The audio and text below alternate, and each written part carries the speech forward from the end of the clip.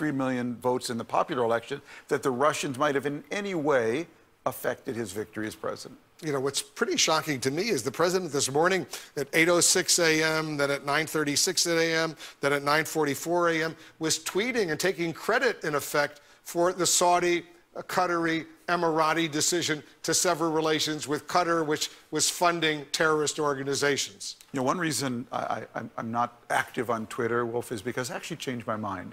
And I read a column once a week, and I'm always afraid if I said something on Monday, by Wednesday I might change my mind.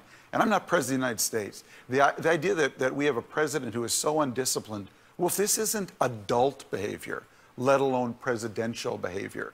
To be diving into situations based on reports you've seen on Drudge, something that went by you on the morning on Fox News, it is so reckless and irresponsible.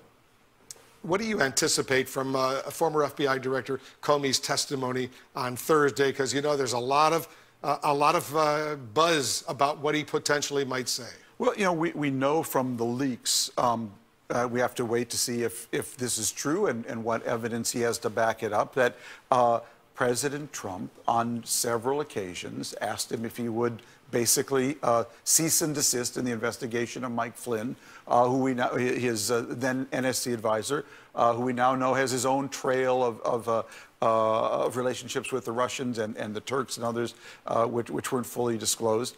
You know, that's certainly one issue. The other issue, you remember, you know, one of the problems of covering this story, Wolf, is one nail drives out another, and every day there's another nail. And so, you know, you almost, it's dizzying. But you remember that, you know, Comey testified, as I recall, that he got a FISA warrant to wiretap someone in Trump's circle, as I recall, during this election campaign. That's not an easy thing to do, to go to a national security court and get permission to wiretap someone because you suspect they're engaged in some kind of espionage or potentially treasonous behavior. I'm sure that's going to come up as well. I wonder if he's going to bring his contemporaneous memos that he wrote immediately following his conversations with the president, because that could be sensational. If it'll be a he said, unless somebody has a tape. If there's evidence, well, the president raised that possibility. Be careful. There could be tapes. Stand by there.